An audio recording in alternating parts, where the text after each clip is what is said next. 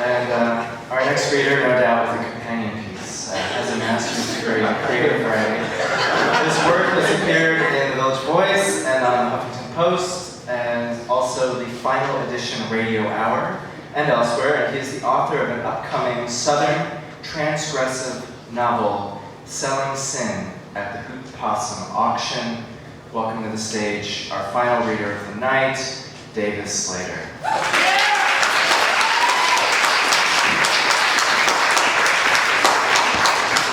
Don't try to talk me out of following Jason. I should have listened. All right, thank you so much, everybody who's read, everybody who's joined, hopefully, the readings. You're almost done. Let's get to go home. I'm going to read two short chapters from the novel Selling Sin at the Hoot Possum Auction, which is due to be published next year. The first chapter was recently accepted for publication in a literary magazine, which has my favorite literary magazine name ever, the Dead Mule School of Southern Fiction. Thank you. I think that's a good accomplishment. And I have to warn you that my accent can go really crazy when I read from this, so just be prepared. If you have any Southern relatives, you probably know what I mean. This is called Helping Daddy Learn. It starts with a phone ring. By the time I was 5 years old, I knew somebody in every bar in 4 counties. Daddy would bring me along when we couldn't afford a babysitter, which was most of the time. Bars were really boring for me, so I'd make puppy dog eyes at a waitress or somebody, and they'd give me a couple times at the pinball machine or whatever. Open up the pool table for free, and I'd set up crazy trick shots that didn't ever work. Sometimes that's what started the fight. Some fellow would tell me, "God damn it, put up them balls, sit down and be quiet." Daddy would ask the fellow if he had anything to say to somebody his own size. The fellow would say, "Yeah, buddy, I think I do." And off they go. There's 2 things that sound totally innocent that you do not want to hear in the South. One's bless your heart. That means I'm too good a person to say fuck you, but fuck you anyway. The other is, yeah, buddy, if it's said in just the right way. That means I'm ready to fight you, so either back off or let's get to it. There was something else you didn't want to hear, and that was Daddy Bo telling you, "You'd better be scared, buddy, because I ain't." He said that just about every fight. Right before he took off his Rolex and tossed it to me, he'd say, "Take care of it for me." I remember one time I was 7 or 8, and I decided to help Daddy in the fight. I planned it all out in my little brain that everybody told me was so smart. See, she liked to bite, my mother did, and it hurt like anything.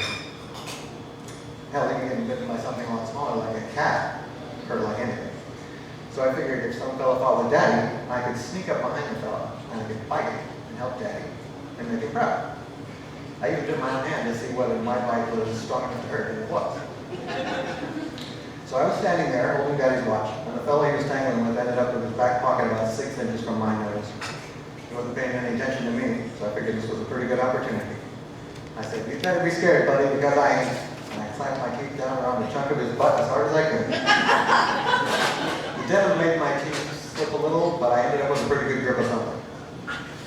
Man, you probably could have heard him screaming and cussing across the river. And the mist was a mile wide down there. What else you could hear for miles was people laughing. Everybody in the bar laughed like crazy. I even heard Daddy Poe laugh. He told the fella, "That's my boy. You touch him and you're going home in 10 different cars." And a couple other fellas said, "That's right." So the fella I was biting begged him to get me off of him.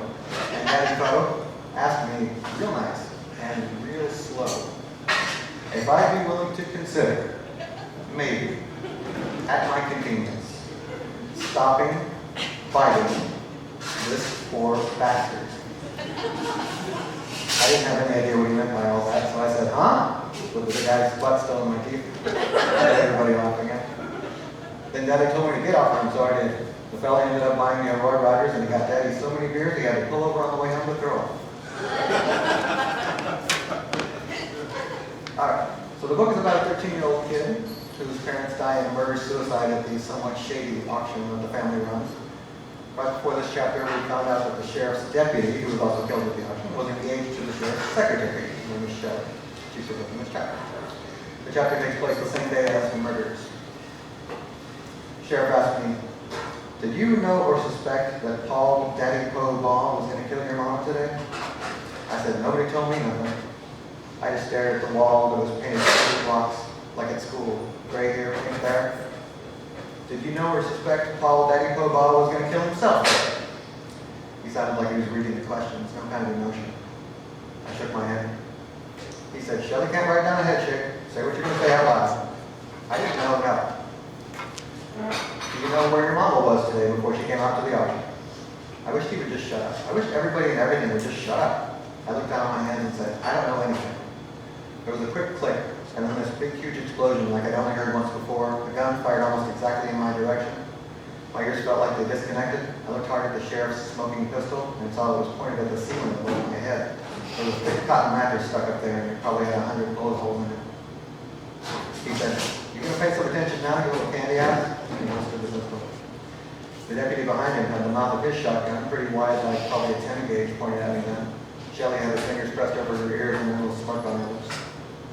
What do you want me to say? I asked back at the sheriff. Yes, he was going to kill her, all right. Planned it for months. Yes, he was going to kill himself. It ain't true, but if you need me to say it. He said, I just ain't get through to you, am I, buddy? The sheriff stood up and walked around to where I was sitting. He put his hands up in the air, open, like you show your palms to a robber. I couldn't figure why he was doing that, but it looked like he wanted me to do it too, so I put my hands up. He said, you watched your mama get killed today. Blood out all on the floor right in front of you. And you ain't even cried from what I hear. How do I know you weren't in on it? How do I know it wasn't you that shot her and him and my deputy? Or maybe you put him up to it. I couldn't even begin to make sense of that. You know I didn't. All the people there saw what happened. The sheriff said, you want me to tell you what I think? I think somebody in the Ball family went on a killing spree today. Killed one of my best friends. And he leaned in real close and he said, I think you're the only one in that no-account plan who's left to take responsibility. And somebody's always got to take responsibility.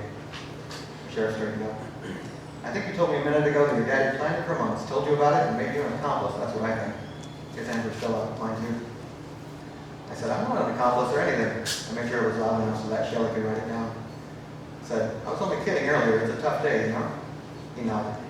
I caught this little look in his eye where it seemed like he knew I wasn't any kind of criminal. And even if he wanted to take some revenge on Daddy Poe's kid, I didn't think there'd be any legal way for him to keep me in jail. I didn't relax, but I was pretty sure I'd be all right. He asked me, what y'all sell out there? Well, shit. I remembered I was kind of criminal. Thought of all the TVs we sold that, you know, just got ripped off from somebody rich, crates of electronics and groceries stolen out of somebody's truck. Usually the driver would bring it in himself and tell his dispatch he got robbed.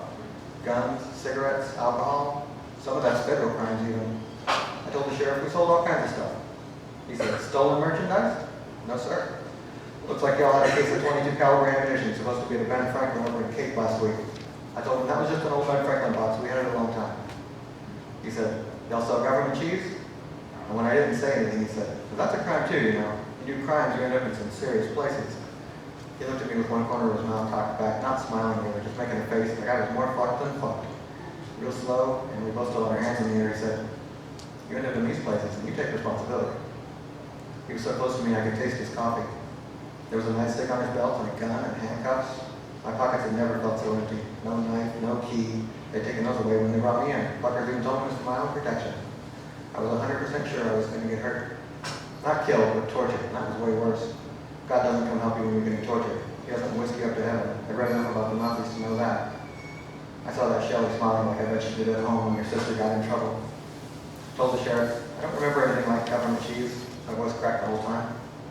The sheriff smiled and looked at one of my hands. They were almost white from no blood getting to them like his.